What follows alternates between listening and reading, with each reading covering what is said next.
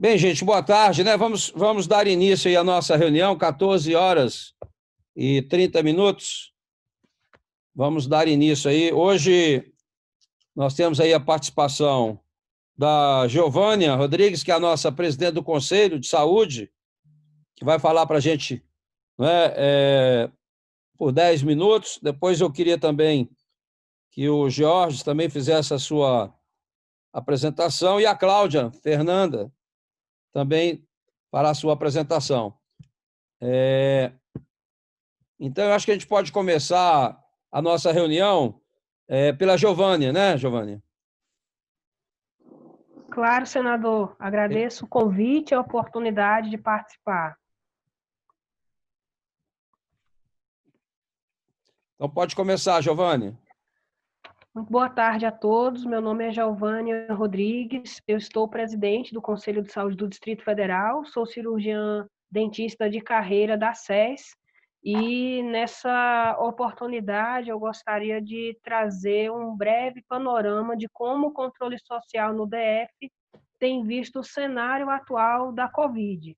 Nós temos, durante esse período, o controle social, que é a forma da participação popular exercer legitimamente o seu papel no SUS, acompanhando a execução das políticas, temos visto com regularidade que as projeções apontavam para esses meados do mês de julho que, de fato, ocorresse o momento do pico epidêmico. O que nós trazemos aqui como dados de hoje, que trazem uma preocupação muito grande, é que estamos, de fato, no pico previsto, porém com um percentual muito elevado de ocupação dos leitos de UTI, à medida que as atividades econômicas, de uma maneira ampla e quase que indiscriminada, estão sendo retomadas, ocasionando uma redução muito drástica no percentual de adesão da população do Distrito Federal ao isolamento e distanciamento sociais, que são as únicas armas no momento para conter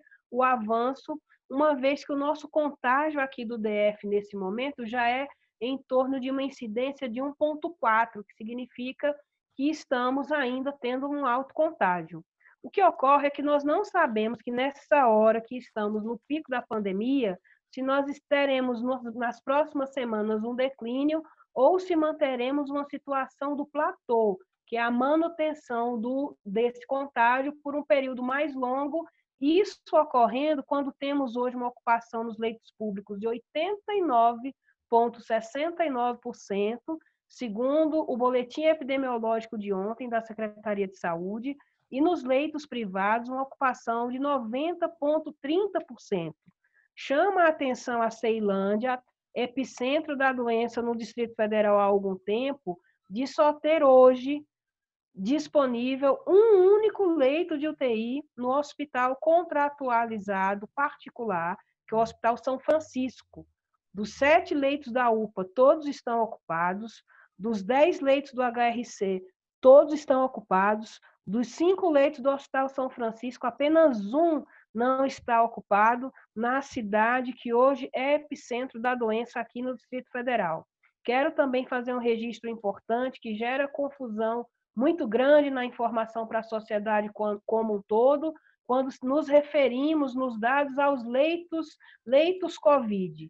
Tem leitos COVID chamados UTI, que são os leitos mais completos, que vão ter as condições de infraestrutura de atender toda a demanda, inclusive de um agravamento dos quadros, que não é raro, mas temos as unidades que são chamadas de UCIs, unidades de cuidados intermediários, e que não há de se confundir esses dois tipos de unidades, uma vez que aquela que apresenta plenas condições para os casos graves são as UTIs. A capacidade instalada da rede SUS está, de fato, no percentual de ocupação muito elevado.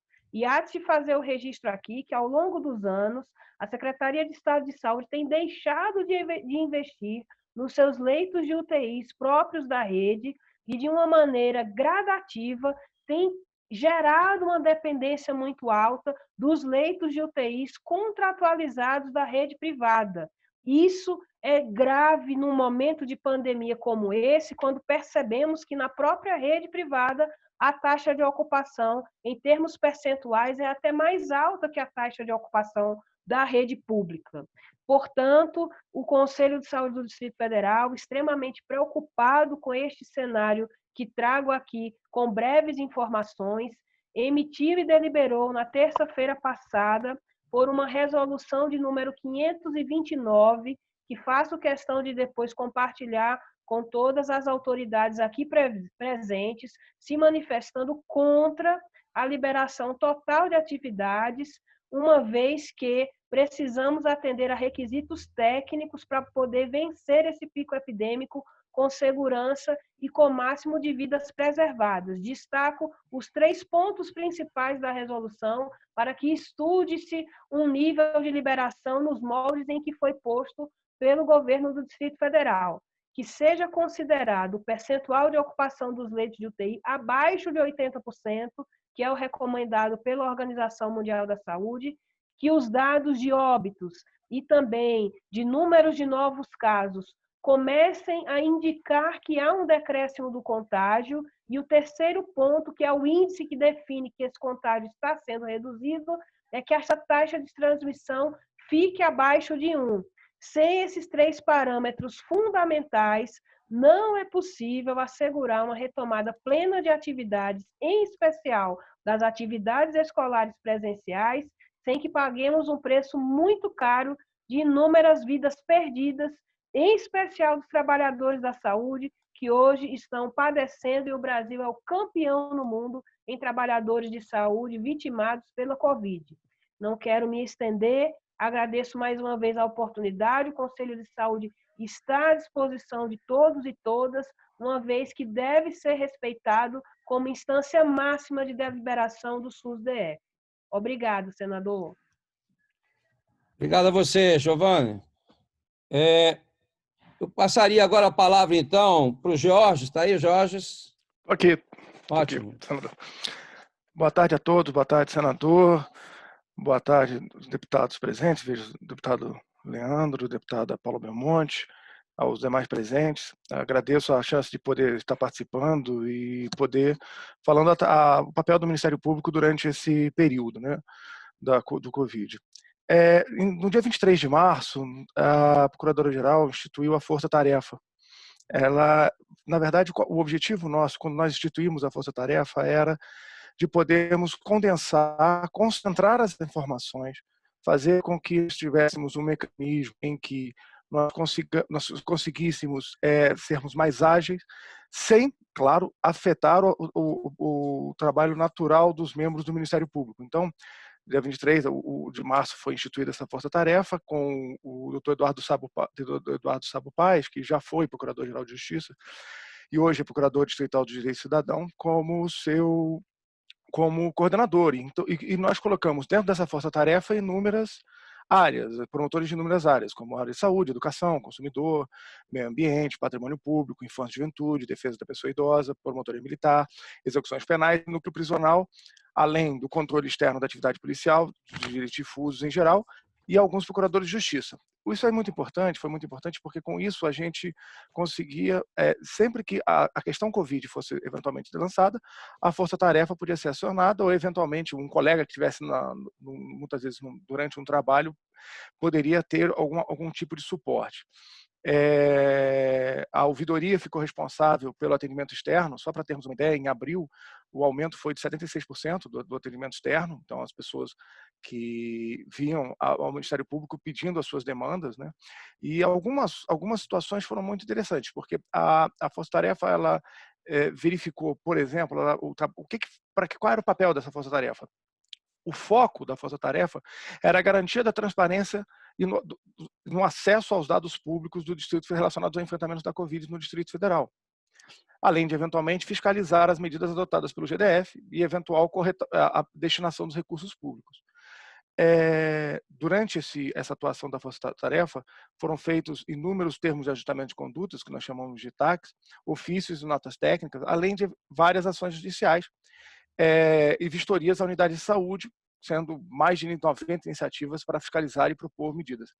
Essa fiscalização é muito importante porque nós tivemos algumas situações, como, por exemplo, uma divergência de dados ocorrida numa vistoria ocorrida em 10 de junho, dos dados de Santa Maria e do Hospital de Base. Os dados presenciais estavam completamente diferentes, diversos daqueles que estavam na sala de situação. E nesse aspecto, corroborando isso, o grande papel que o Ministério Público busca durante essa atuação da pandemia é exatamente, primeiro, facilitar e verificar como poderia ser um maior acesso à população aos serviços públicos em geral, porque muitas das vezes nós pensamos o efeito Covid com relação à questão de saúde, mas por que nós colocamos inúmeras áreas dentro do Ministério Público? Exatamente pela ideia de que o Covid ele afeta a sociedade do Distrito Federal como um todo.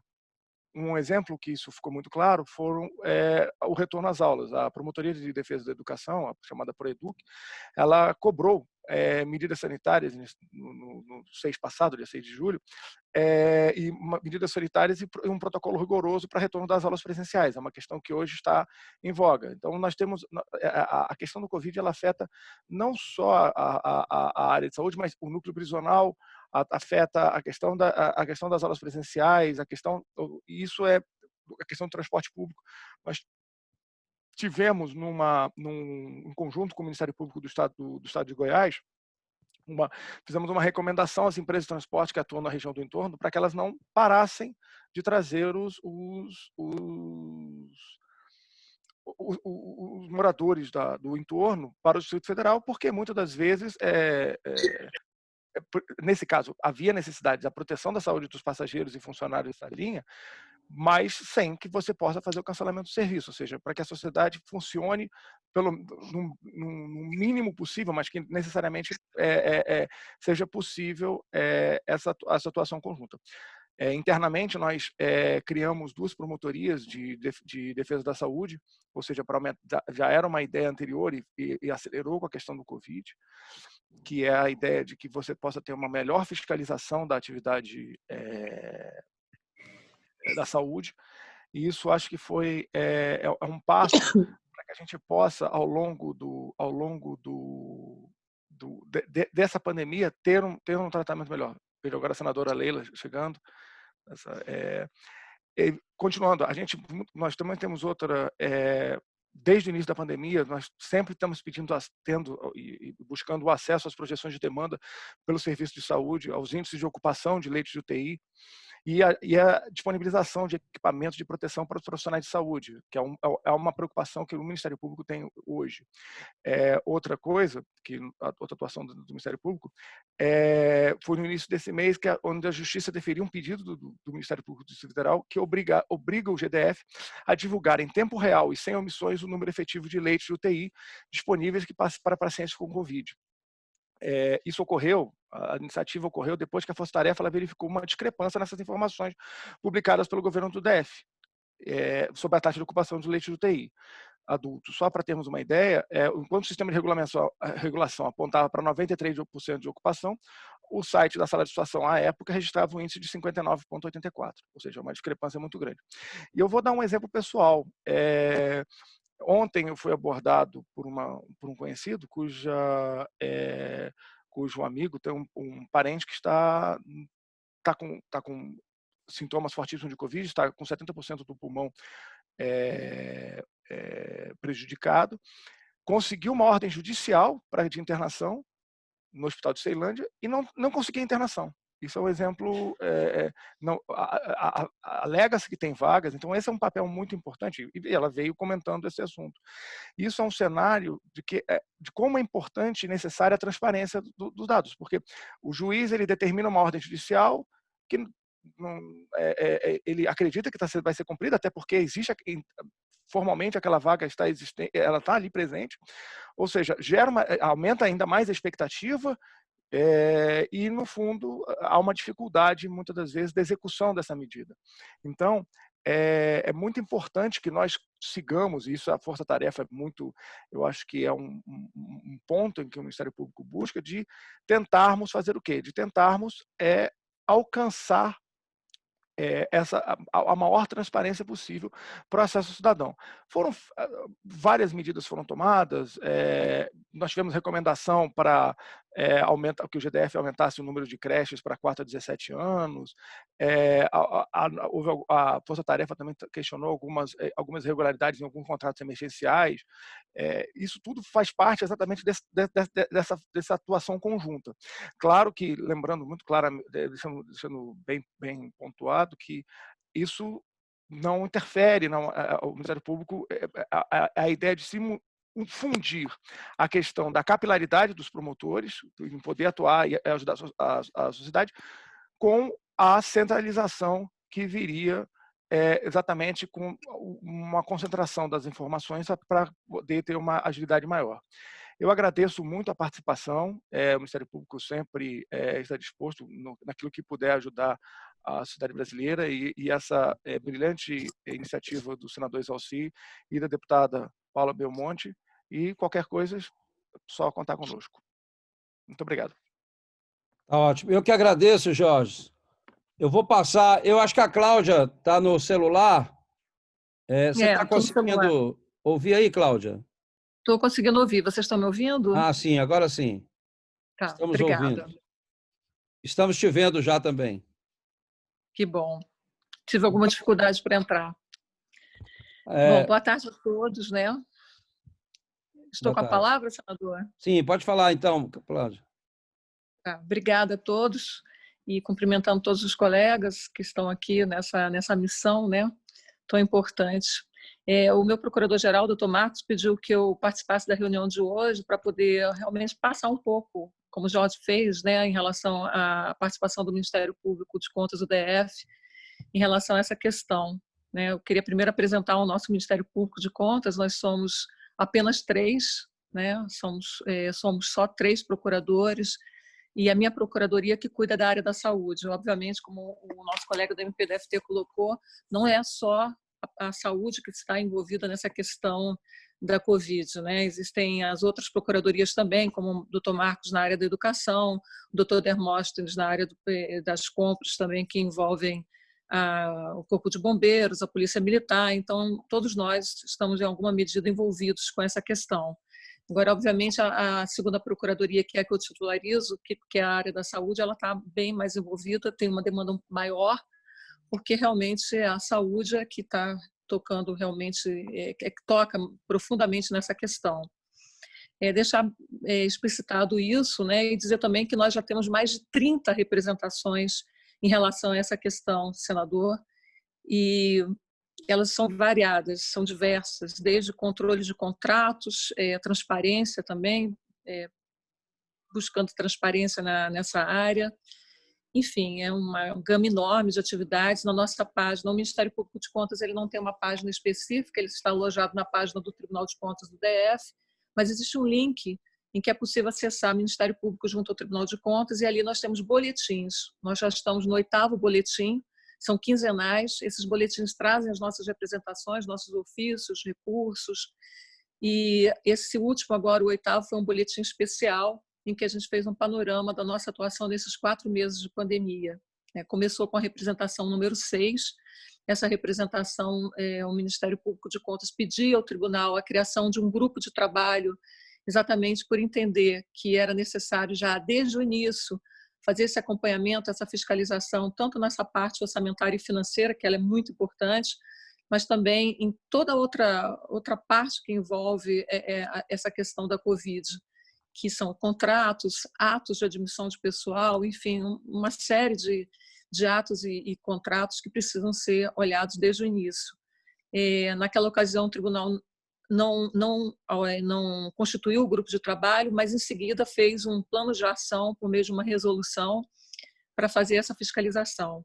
Ao mesmo tempo, o Ministério Público de Contas continuou fazendo sua fiscalização e entrando com as suas representações. Como eu falei, são várias, são inúmeras, desde essa questão da transparência, como eu já coloquei, até leitos de UTI, contratos, a questão orçamentária e financeira, que nos preocupa muito, alguns gastos que também o Ministério Público de Contas entendeu que, nesse momento, eles não estavam obedecendo aos critérios da prioridade alocativa do orçamento, como publicidade, propaganda, enfim, é uma atuação bastante rica, muito intensa, porque nós também fazemos acompanhamento do Diário Oficial, então a gente tem atuado em todas essas áreas, né? Recentemente, o colega da segunda Procuradoria entrou, da terceira Procuradoria entrou em relação à aquisição de máscaras pelo Corpo de Bombeiros, o doutor Marcos entrou em relação à questão da educação, então, assim, temos tido uma participação muito intensa em relação a essa questão da Covid e tentando fiscalizar em tempo real, porque nós acreditamos que isso é que é o importante, né? Que ocorra essa fiscalização em tempo real e que, se for possível, a gente consiga evitar aí, o mau uso do dinheiro público, a má gestão, né? Que é essa a nossa função, inclusive. A atuação do Ministério Público do DF Territórios tem sido exemplar, inclusive nós atuamos em parceria e tem sido muito útil para o Ministério Público de Contas do DF essa parceria. E, recentemente, eu quero só dar um dado em relação ao Hospital da PM, nós tivemos uma contratação de gestão de leitos de UTI, um primeiro contrato, houve uma operação do Ministério Público do DF Territórios, depois se lançou um segundo contrato, cuja diferença entre o primeiro e o segundo é de 25 milhões. Então, assim, já mostra aí uma atuação muito importante do Ministério Público do DF Territórios. Nós também tínhamos uma representação e do MP de Contas do DF, enfim, no sentido de fiscalizar realmente, né, para que a população seja atendida, mas que também os recursos públicos sejam bem utilizados e bem preservados, porque eles farão falta, né, logo mais à frente, né, e a população precisa desses recursos para que nós tenhamos um sistema único de saúde de qualidade e que atenda a nossa população do DF. Então, é essa a nossa participação que eu gostaria de deixar e dizer que nós estamos à disposição da comissão e que poderá também consultar as nossas páginas. O doutor Marcos falou que enviará o link desse 8º boletim especial, ele está bem completo, mas também tem as representações em hiperlink na nossa página e que poderão também ser acessados por todos, são públicas. Eu agradeço, senador. Obrigado, Cláudia. Eu estou vendo aqui, né? Fiquei muito feliz aí com a presença da nossa querida senadora Leila. Que bom, Leila, que você está restabelecida. Bacana. Obrigado aí pela participação, viu? Pode liberar seu microfone aí, Leila.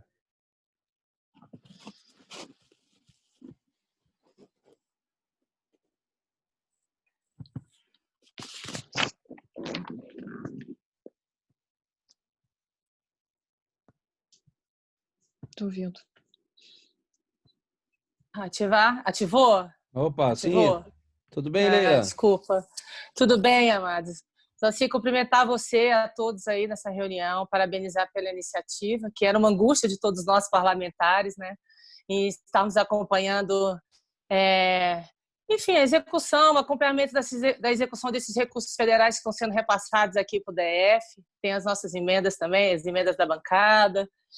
Enfim, eu quero parabenizar a todos, agradecer, né? Que eu já estou no 12º dia de recuperação, um pouco de falta de ar, mas, cara, que susto. Um susto, não é uma gripe, é uma coisa muito séria, que me fez repensar o meu papel, principalmente, e, assim, muito boa essa iniciativa aqui, porque a gente vai poder entender o que está acontecendo, vamos buscar essa transparência na aplicação desses recursos, saber as ações que, de fato, o governo está promovendo, se, de fato, existe medicação, se existem testes, se existem respiradores, os leitos de UTI.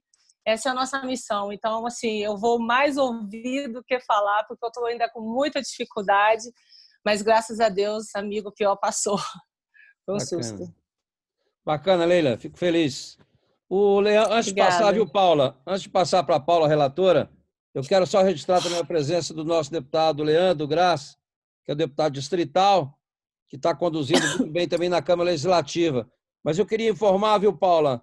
Nós aprovamos, na terça-feira passada, um requerimento de auditoria do Tribunal de Contas da União. Então, eu já tive a reunião com o presidente, o Múcio, ministro Múcio, que já vai encaminhar, acho que o ministro Benjamin, que vai cuidar realmente da auditoria aqui do Distrito Federal. Então, vou convidá-los, inclusive, para participar das nossas reuniões, mas o Tribunal de Contas da União vai agora também fiscalizar os recursos federais, né? Tanto os equipamentos quanto os recursos que nós destinamos. Então, eu vou passar para a Paula, depois, Leandro, eu passo para você, tá? Deputada Paula Belmonte. Boa tarde a todos. Inicialmente, quero desejar a todos nós que Deus nos abençoe, que nós tenhamos aí um início de uma semana produtiva, semana com todos com saúde e que os nossos familiares também tenham essa saúde. Dizer também, senador, da minha alegria demais, nossa quarta reunião, né? É a terceira ou a quarta reunião que nós estamos aqui reunidas depois da instalação, acho que é a terceira, né? É a terceira reunião. É fundamental essa união das pessoas para que a gente possa cada vez mais trazer a transparência e fazer com que o setor público traga para a população, principalmente a população mais vulnerável, uma qualidade de vida. Dizer da minha querida alegria de ver a senadora Leila aqui, mais uma sobrevivente, e desse entusiasmo. Quando a gente sente na pele, com certeza, existe até mais compromisso. Então, para mim, é uma grande honra tê-la aqui, porque eu sei que ela é uma grande batalhadora também para essa questão de nós estarmos trazendo transparência para as contas públicas, e dizer para o deputado Leandro, eu vi que tem uma representante do deputado Jorge Viana, também a todos, e todos que estejam envolvidos aqui, estão sim querendo trazer a maior transparência e principalmente a maior resposta do setor público para a nossa sociedade. Bom, eu quero também dizer muito grata pela presença da Giovana, do Georges e da doutora Cláudia, que estão aqui, doutor Georges, doutora Cláudia, doutora Giovana, que são pessoas importantes e que estão aí na ponta, para que a gente possa cada vez mais, unidos, legislativo, executivo, a sociedade civil, para que a gente possa cada vez mais trazer exatamente o que nós estamos colocando aqui, que é o serviço efetivo público e, principalmente, a transparência do nosso recurso, é o recurso de toda a população. Eu tenho em mãos, doutora Cláudia, aqui esse boletim especial, eu contei rapidamente aqui, são 35 representações que vocês têm, de vários âmbitos, e quero, assim, eu vou fazer as perguntas. Para a doutora Giovana, do Conselho Nacional de Saúde, a senhora trouxe a questão da transparência dos leitos, né, que o doutor Jorge também trouxe. É fundamental que a gente tenha transparência. Nós tínhamos o Ministério Público como guardião das unidades de UTI no Distrito Federal até tempo atrás.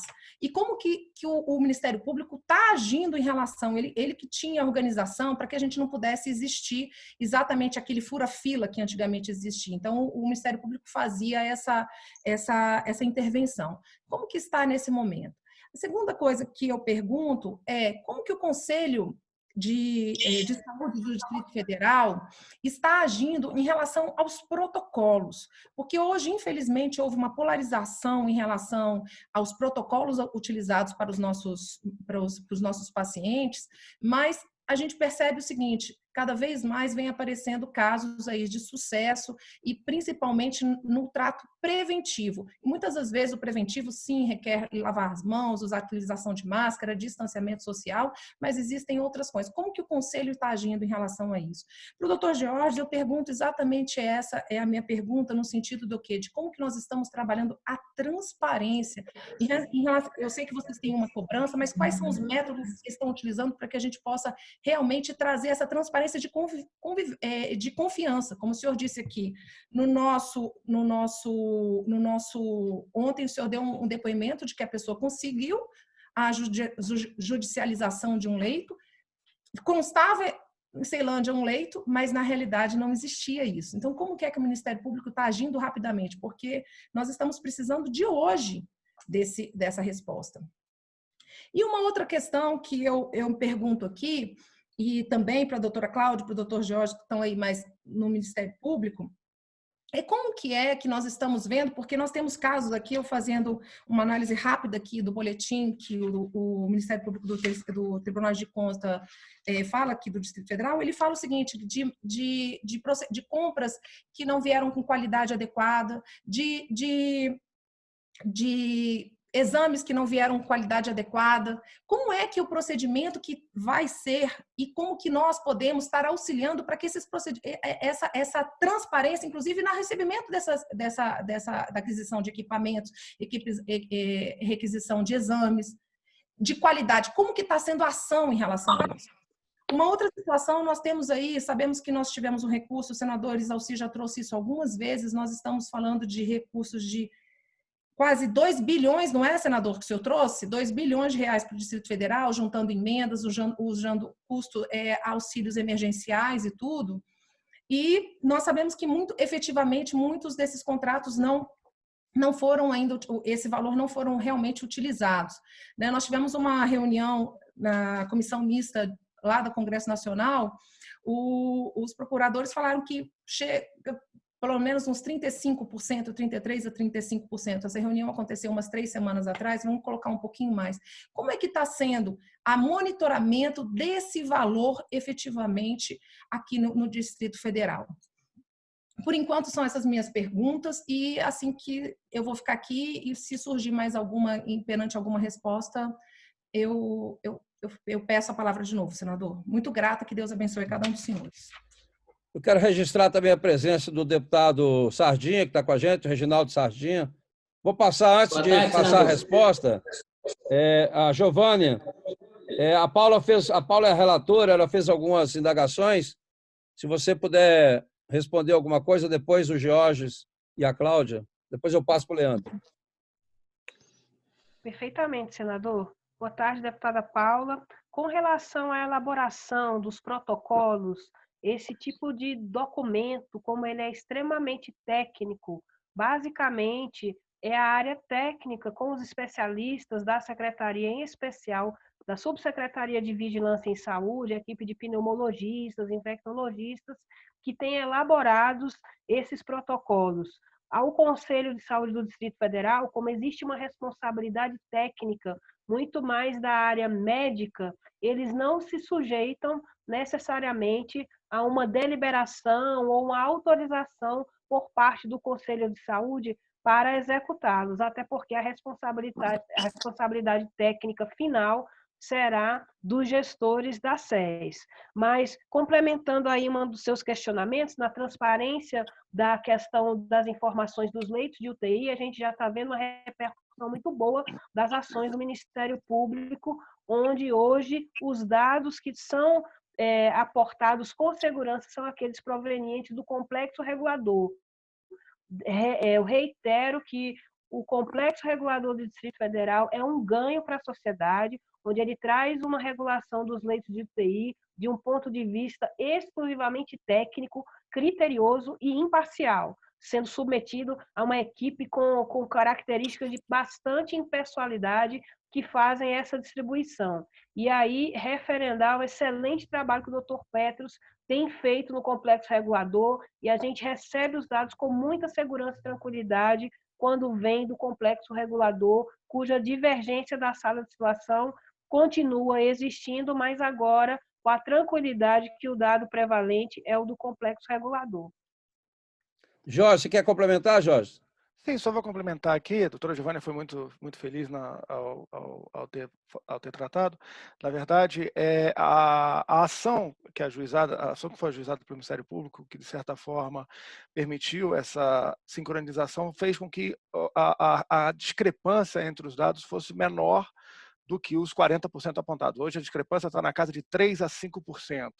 Então, a gente entende até existe uma questão de real time, né, de exatamente saber o que está acontecendo, mas a ideia é que a gente conseguisse zerar esse valor. Só ressaltando que nós temos 2 colegas que a Força Tarefa acabou escolhendo, 2 colegas que são da promotoria, esse especificamente da Promotoria de Saúde, que eles acompanham, um acompanha exatamente a quantidade de UTIs e o outro a questão do complexo regulador. Então, só para a gente... Claro que há uma interação, mas eles estão mais encarregados com relação a isso. Isso aí só quando terminar isso. Aí não está coisando. Desculpe. Então, na verdade, esse é o ponto com relação a esse assunto. Parte só com relação às contas, à fiscalização de valores, eu acho que é melhor, talvez, a doutora Cláudia Fernandes falar. Eu acho que é mais interessante. Obrigado. O Cláudia, você quer complementar, Cláudia? Sim.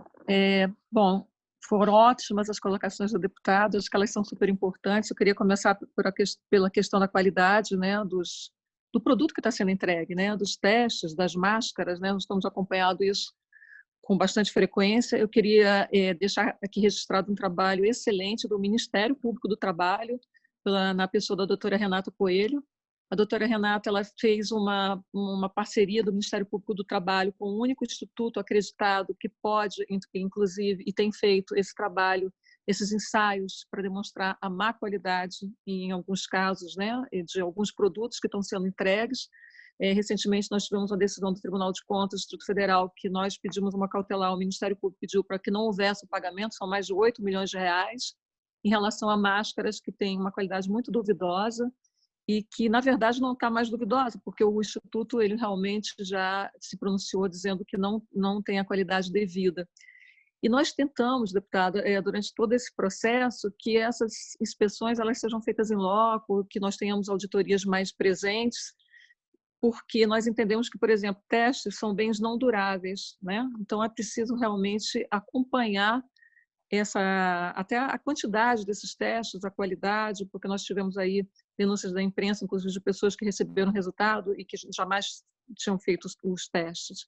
Então nós estamos nesse processo, né, de pedir ao tribunal uma auditoria, realmente uma auditoria que consiga atuar nessa questão já rapidamente, né, enquanto está acontecendo e não pós-pandemia.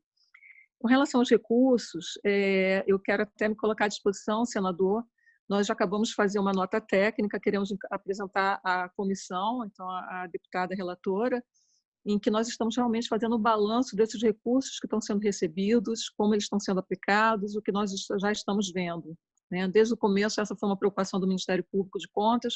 Nós havíamos enviado ao Tribunal de Contas uma informação com uma análise financeira logo no início da pandemia, depois a questão dos fundos, e agora nós estamos fazendo essa nota técnica que nós vamos apresentar também à comissão, porque essa também é uma preocupação nossa, né? De que esses recursos realmente cheguem na ponta, mas que também sejam bem aplicados.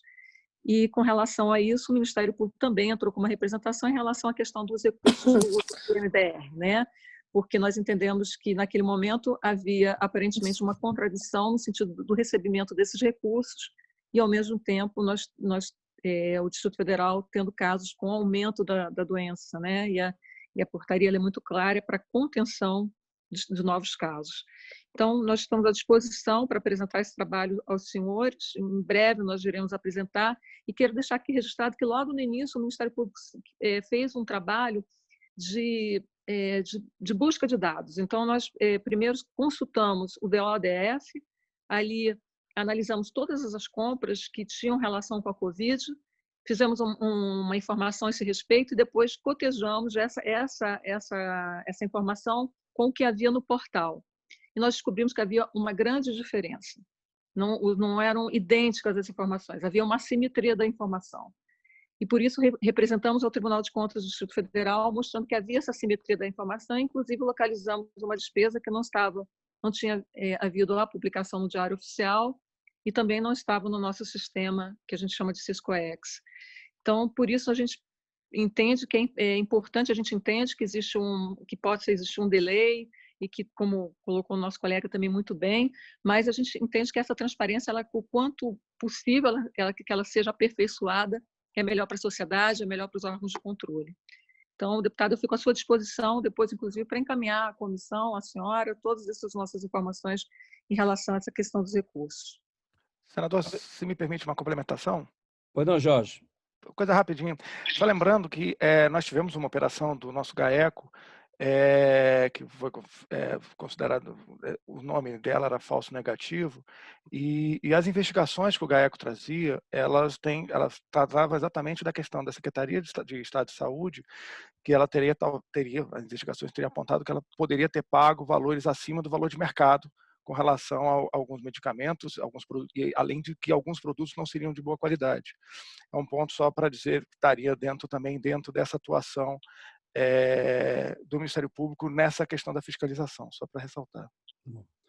Eu vou passar para o Leandro, quero registrar a presença da deputada Érica Cocai, que chegou agora. Vou passar para o Leandro, que está inscrito, depois eu passo para a Érica. Mas eu só, Cláudia, só para... Essa auditoria que vocês fazem envolve também os recursos federais? Sim, a gente fez, na verdade, não foi uma auditoria, senador, é uma nota técnica, ainda embrionária, mas com os dados que nós possuímos, da quantidade de recursos que nós temos hoje, que vieram da União, e também os nossos recursos da nossa fonte 100, dos nossos recursos locais. Bacana. Leandro? Boa tarde a todas e a todos. Senador Exalci, mais uma vez, obrigado pelo convite, parabéns pela iniciativa.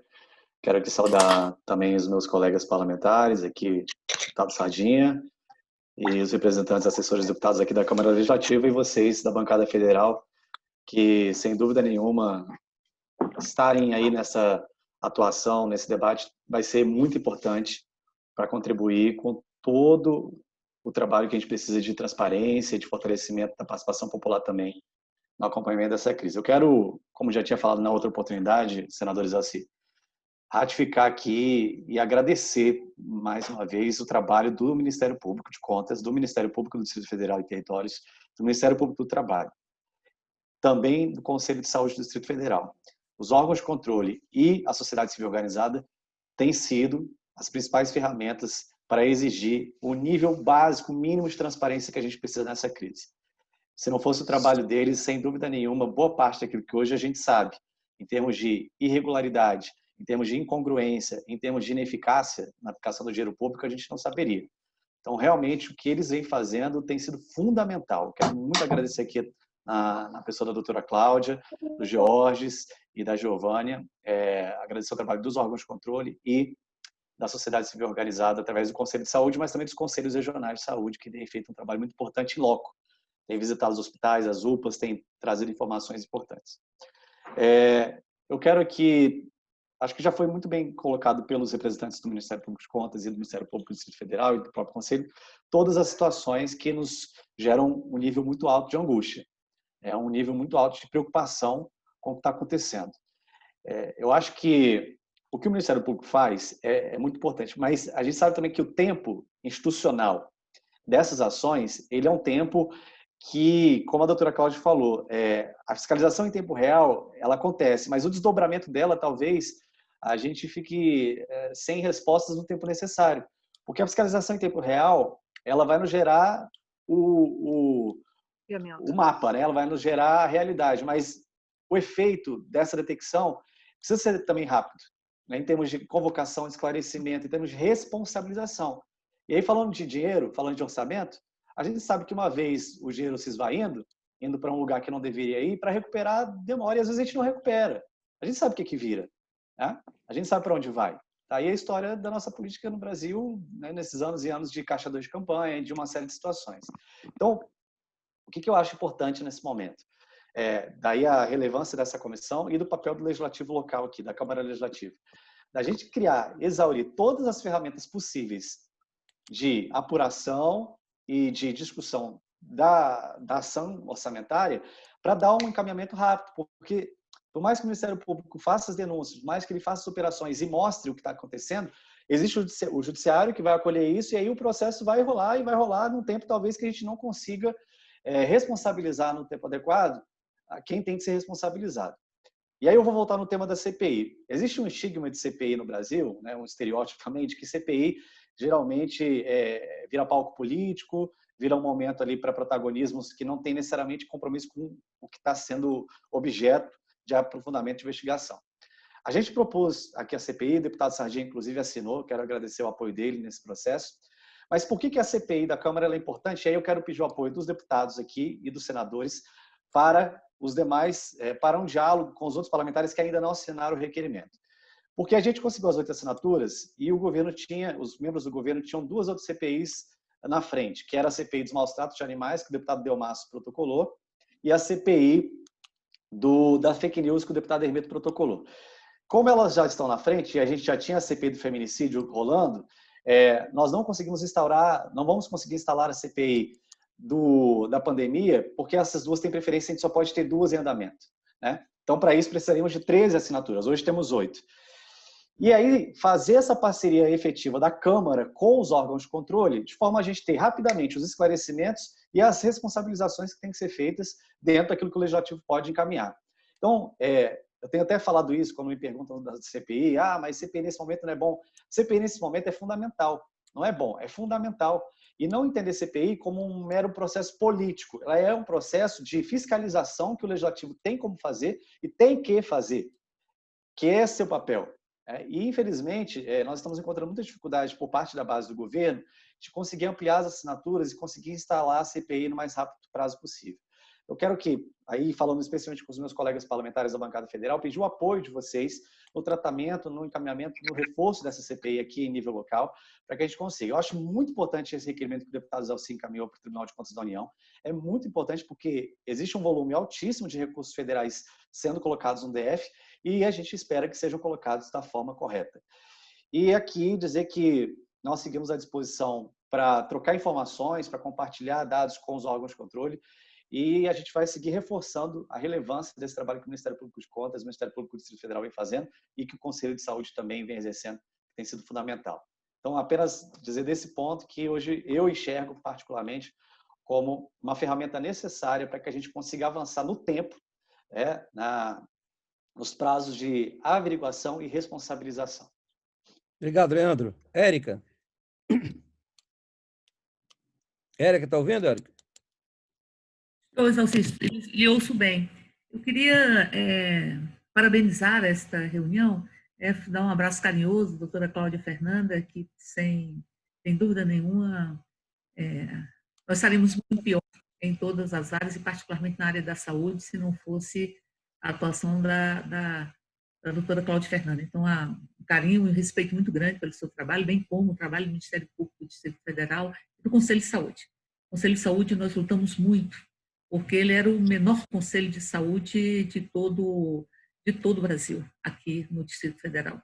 Nós lutamos muito para que ele pudesse ter assegurado a paridade, que pudesse ter assegurado seu caráter tripartite, mas fundamentalmente a paridade. Ele é um dos instrumentos mais importantes de diálogo, de construção de políticas públicas e fiscalização de políticas públicas com a sociedade civil. A sociedade civil se representa, se sente representada e, a partir daí, traça todas as suas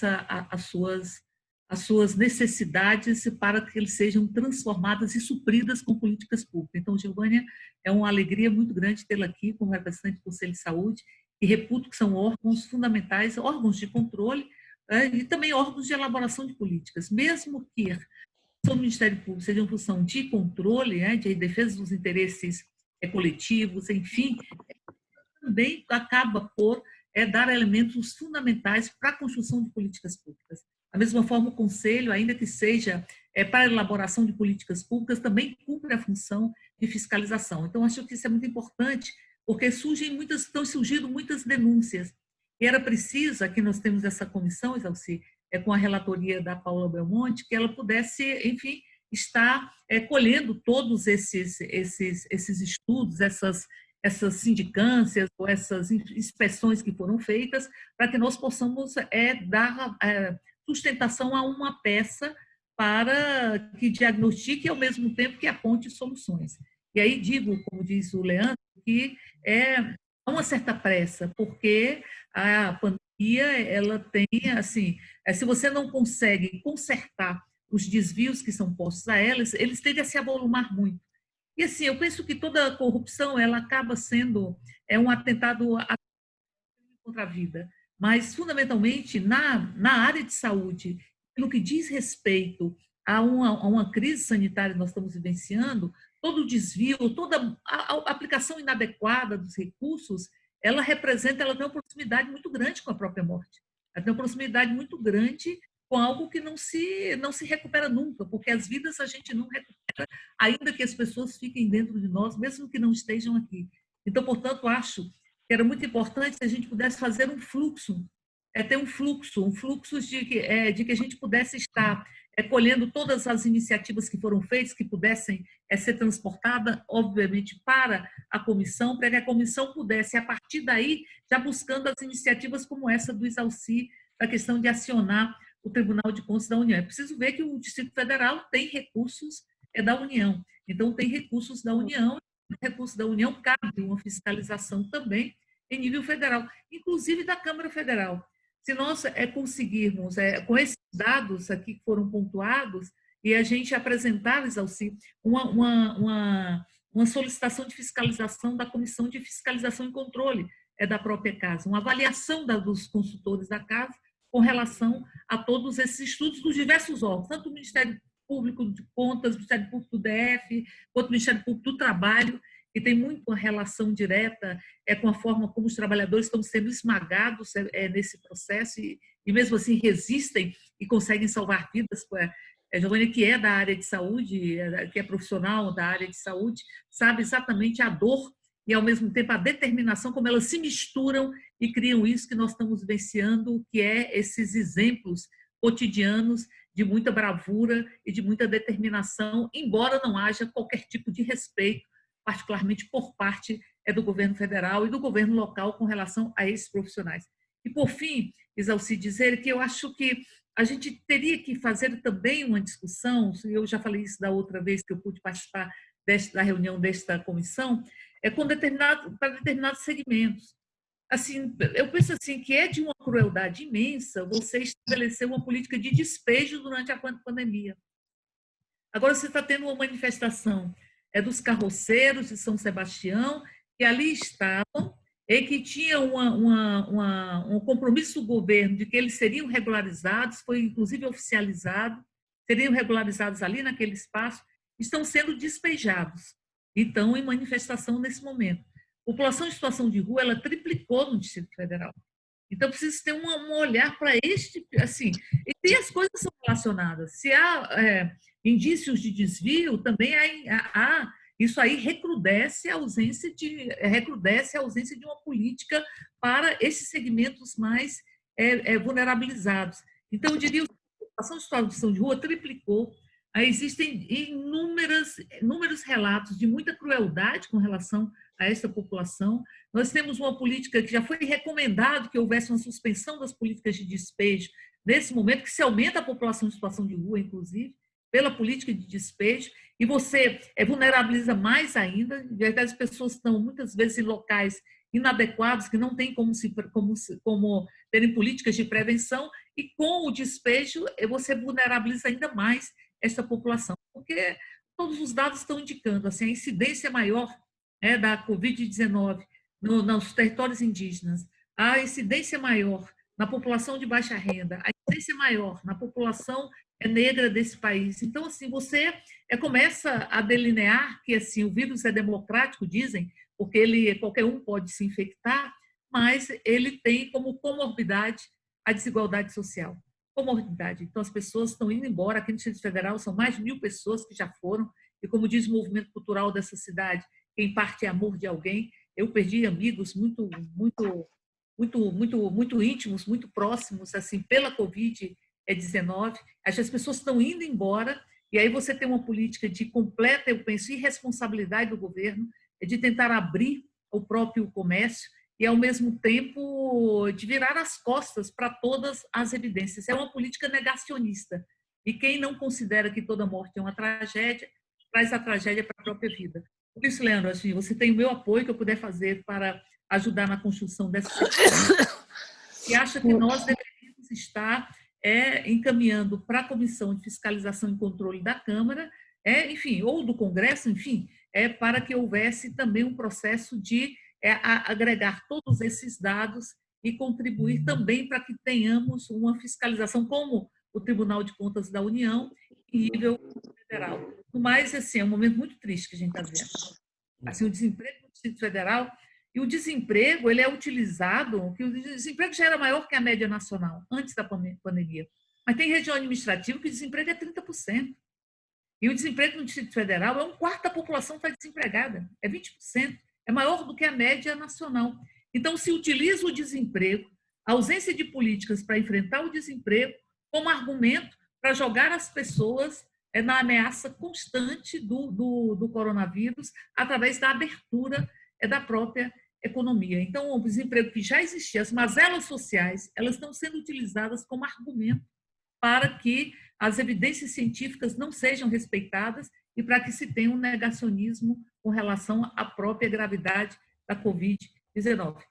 Um abraço grande, doutora Cláudia, no George, um abraço grande na Giovânia, e a certeza de que vocês compõem instituições fundamentais para a gente transformar o DF um DF com mais vida. E uma alegria é a Leila, que me parece estar muito bem, ele está muito bem recuperada, com uma boa cara. Um abraço. Obrigada, deputada. Jalci, eu posso fazer uma pergunta para a doutora Cláudia? Lógico.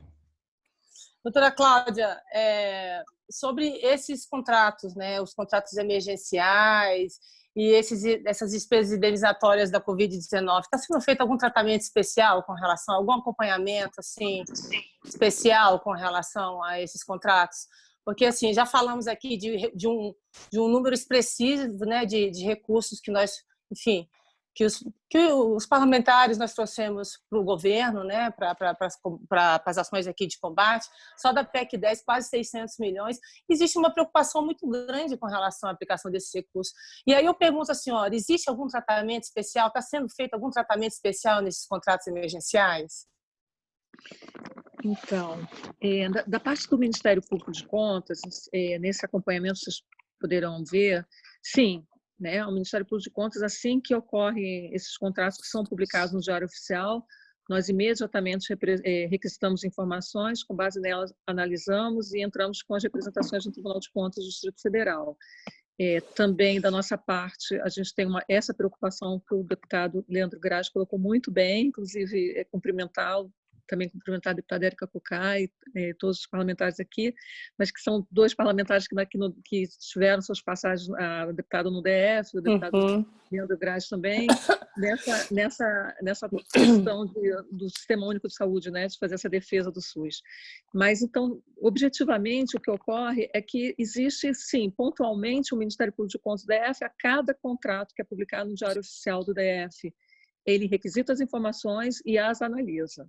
Então, obviamente, não tem contrato só na saúde, não é? Então, outros contratos também estão sendo observados pelos colegas procuradores nas suas pastas, né? Na educação, o doutor Marcos, como eu falei. Mas existe realmente, na nossa avaliação, eu concordo com o deputado Leandro Graz, que é necessário uma certa agilidade um pouco maior, né? Nós temos tentado, por meio de medidas cautelares, inclusive impedir que o recurso público ele seja repassado. Fizemos isso nesse processo das máscaras, conseguimos, agora recentemente na questão da papuda, que há uma tentativa de contratação, já foi até contratado, mas nós também pedimos uma cautelar e obtivemos, porque o processo de contratação, ele na verdade não tinha sequer o preço, né? Então nós não tínhamos nenhuma base de preços para poder analisar criticamente aquele contrato. Então, isso são questões que estão sendo feitas, estão sendo analisadas pelo Ministério Público de Contas e sim, pontualmente, esses contratos estão sendo objeto de avaliação do Ministério Público de Contas do Distrito Federal. E, doutora, e com relação à responsabilização, quando, assim, eu quero até deixar um meu beijo aí para a deputada Érica, deputado Leandro também, queridos. Assim, com relação à responsabilização, o time, esse tempo, a gente tem o tempo político que não nos preocupa, mas tem o tempo jurídico e essa questão da nossa angústia, porque assim já estão sendo apontados algumas irregularidades, o Ministério está trabalhando.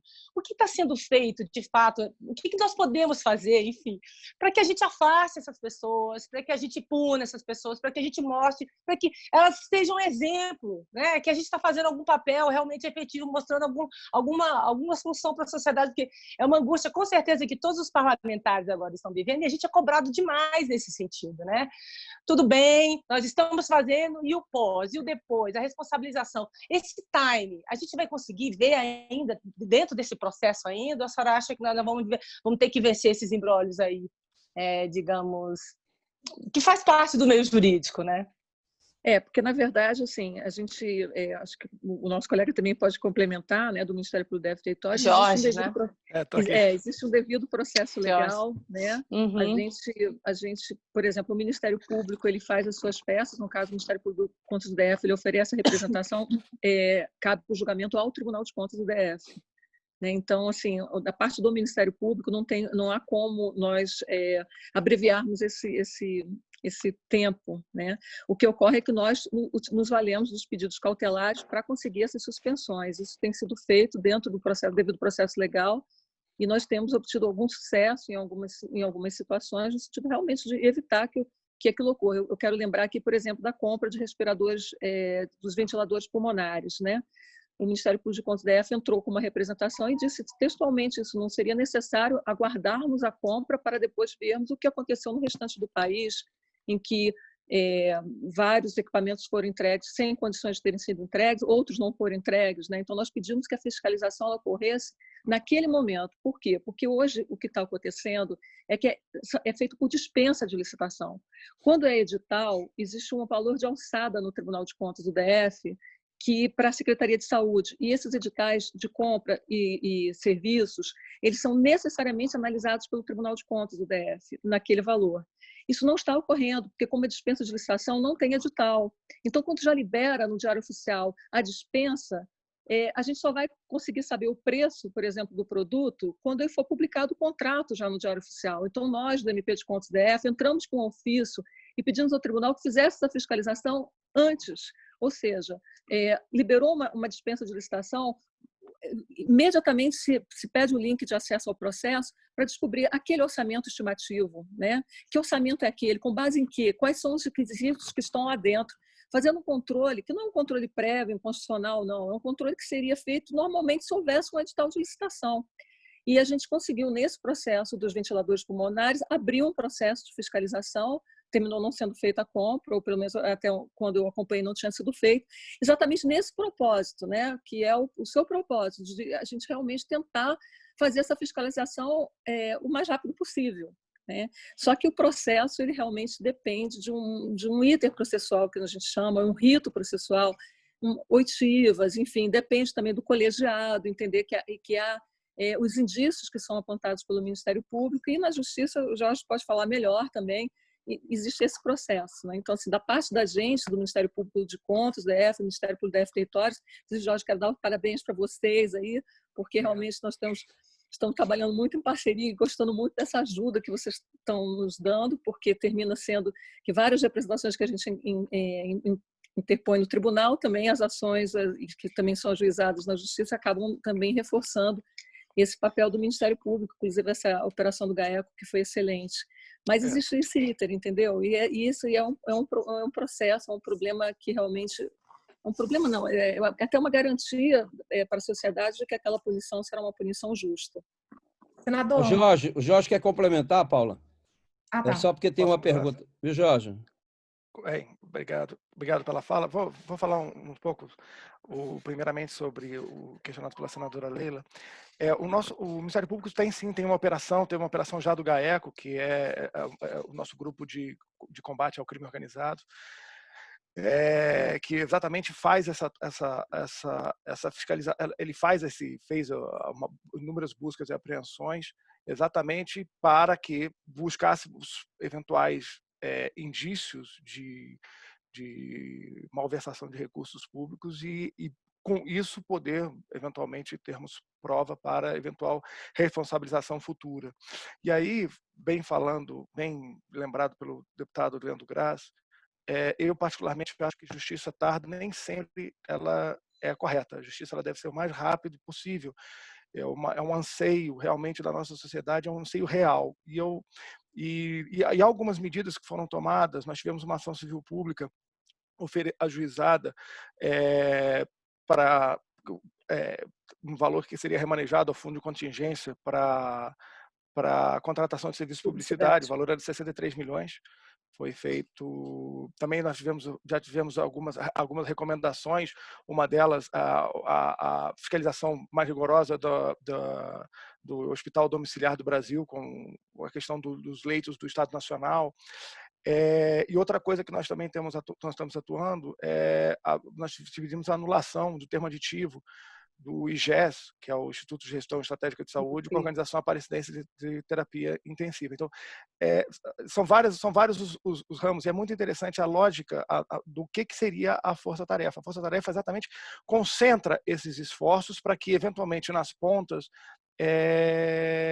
ou até mesmo pela própria força-tarefa, dependendo da atribuição legal, possa ser feito o caminho correto. E até questionado pela deputada Érica Cocai, também há uma preocupação do Ministério Público com as populações mais carentes. Existe uma recomendação do nosso Núcleo de Direitos Humanos, uma nota técnica do nosso Núcleo de Direitos Humanos, sugerindo, né, que, na verdade, tanto a população, os imigrantes como os refugiados tenham acesso aos projetos e ações criados para reduzir os efeitos da pandemia. Então, é uma preocupação, como a gente deixa muito claro aqui no MPDFT, multifacetária. A gente não se preocupa apenas com a questão da malversação da boa ou mal versação de recursos públicos, mas sim de todo o complexo da sociedade do Distrito Federal. Obrigado. Ô, Jorge, obrigado, viu? Ô, Paula, nós já estamos com 15 horas e 35 minutos. Só, viu, Érica, lembrar vocês todos, nós já aprovamos o requerimento de auditoria, tá? Não foi aprovado na comissão do Covid do Congresso e o ministro do Tribunal de Contas já está encaminhando para o ministro Benjamin para acompanhar o processo, tá? Então, Paula, você, relatora, as considerações finais.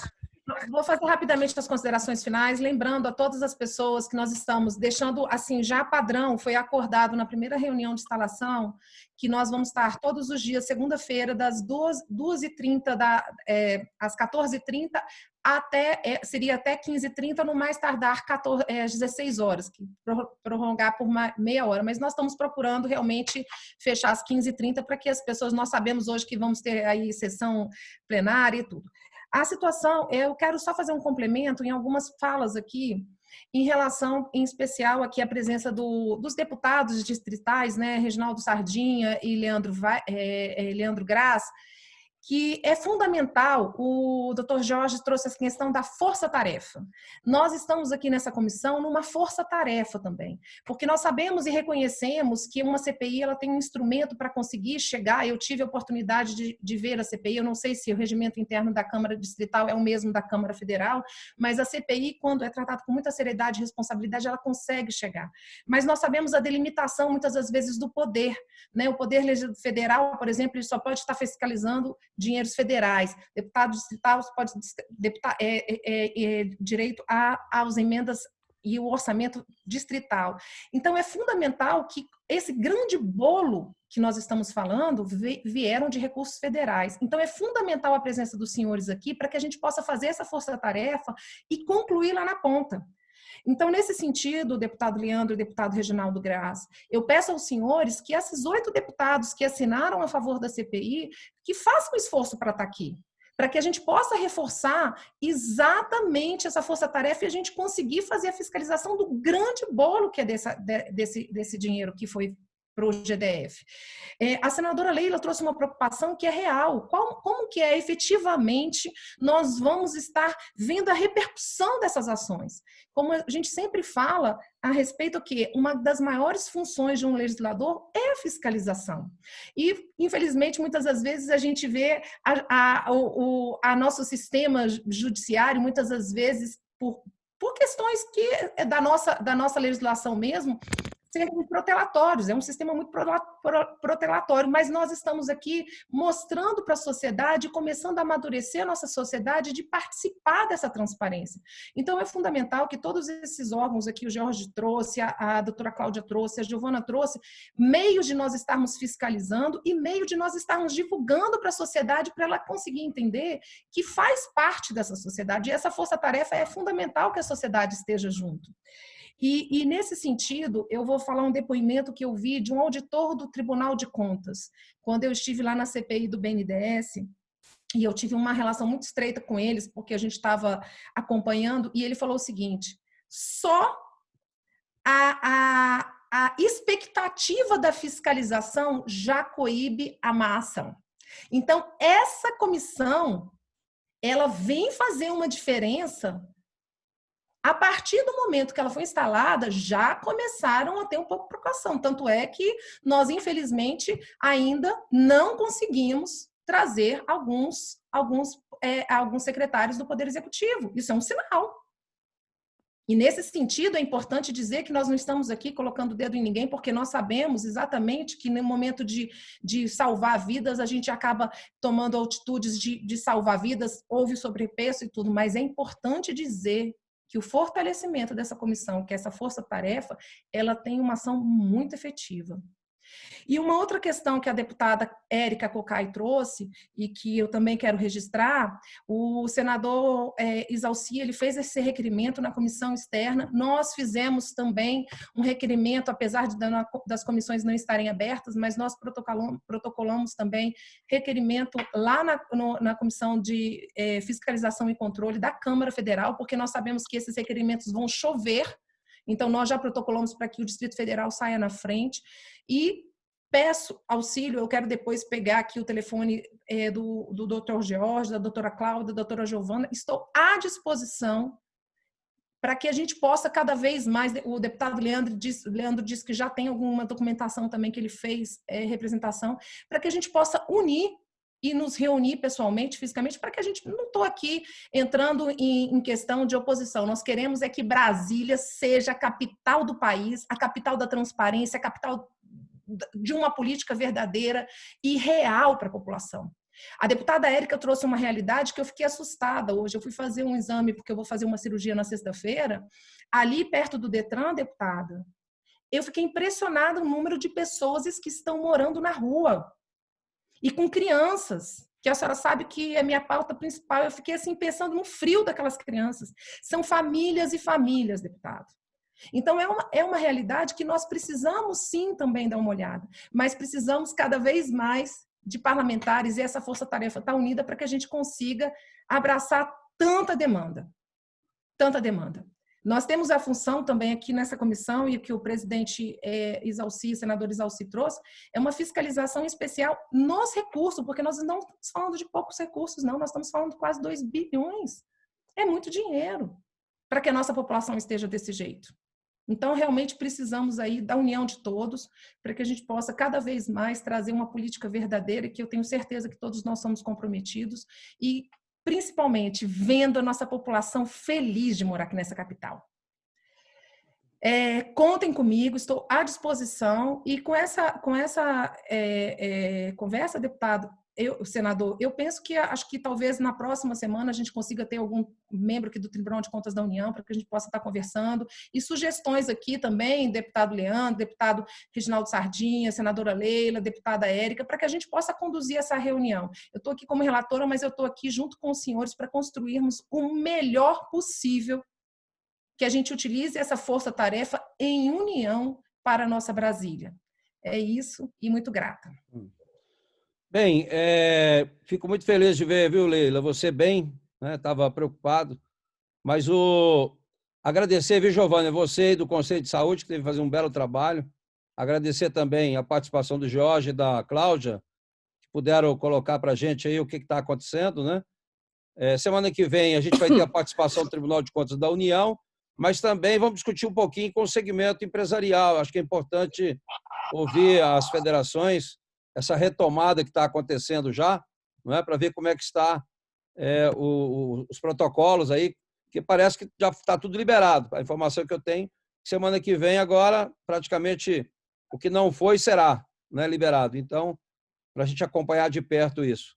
Eu quero agradecer a participação de cada um de vocês, né, e na próxima segunda-feira, às 14h30, pontualmente, a gente recomeça a nossa reunião, tá bom? E vamos compartilhar as informações, né, Paula?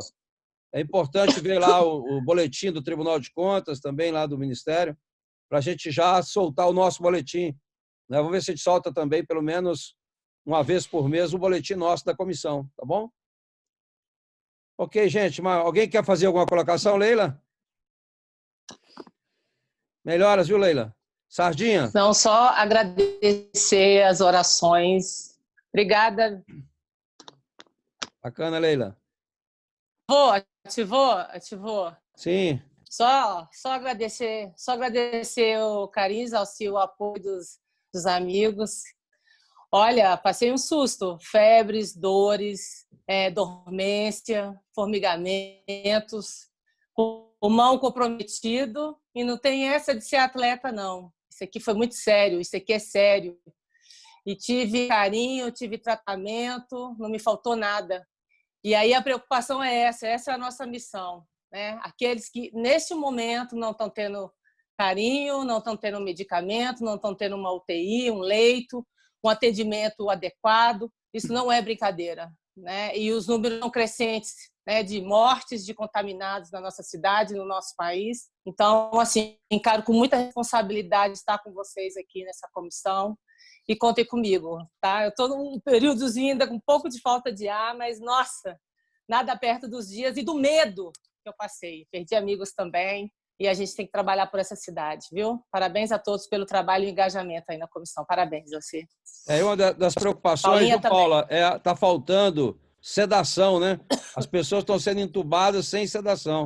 Negócio muito sério isso, né, Giovana? E fora o cuidado com os profissionais da saúde, como a Érica, né, a deputada Érica falou, a deputada Paula, enfim, os profissionais da saúde que estão ali no front, todos os dias se arriscando por nós. Nós temos que realmente olhar com muito cuidado o número de contágios, né, equipamentos de proteção para todos eles, como é que está sendo isso tudo tratado também dos profissionais. Bacana. Gente, obrigado, então, pela participação. Até segunda, 14h30. Obrigado. Um abraço. Um abraço.